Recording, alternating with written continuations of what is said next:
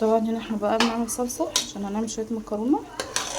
صلصة حلوة ازاي بتخدع.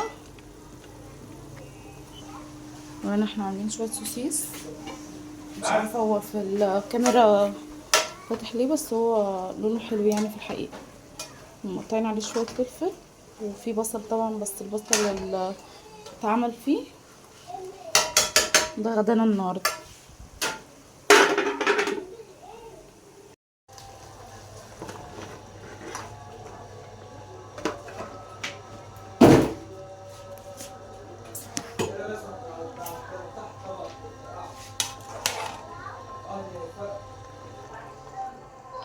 لا اله الا الله.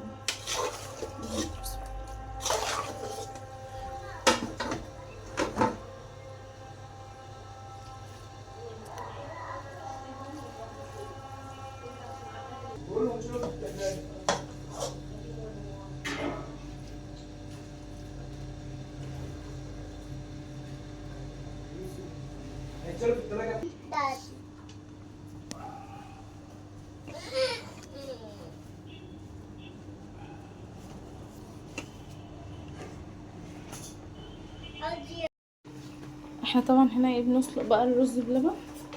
بنسلق الرز الاول عشان نعمل ايه رز بلبن، نسلقه عشان يستوي خالص، وبعد كده نعمل الرز بلبن بقى. ما انت شاربه خلاص بقى. طبعا هنا بقى احنا حطينا اللبن، نكمل سوا الرز جوه اللبن. ماشي. وبنحط فانيليا.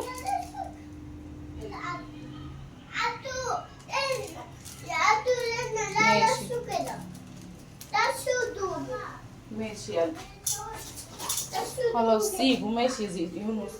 هنا طبعا احنا حطينا كيسين فانيليا كده يدوا طعم حلو في قلب اللبن.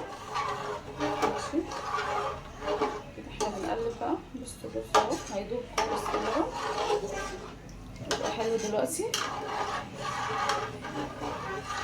شوية ونحط السكر.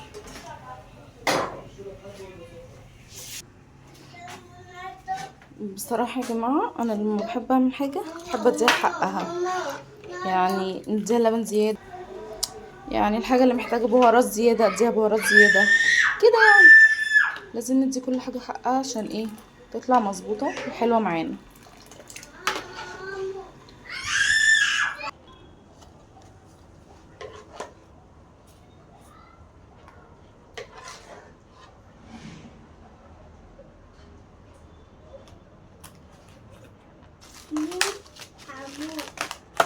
حبيبي حمود حبيبي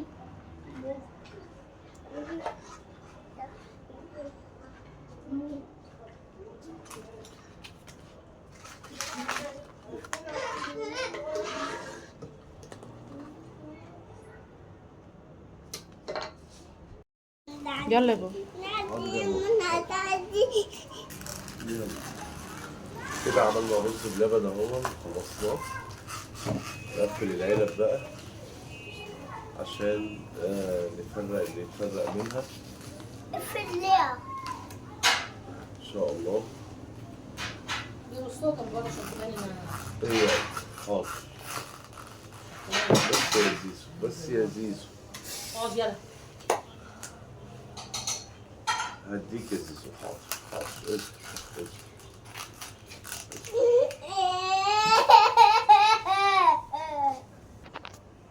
اصبر. عملنا رز بلبن اهو. انت عملناه من الاول طبعا لحد ما وصلنا للمرحله دي. على الله تكون الحاجه عجبتكم. متنسوش تعملوا اللايك والاشتراك وتفعلوا الجرس عشان كل حاجه بنعملها توصل لكم ان شاء الله. يلا.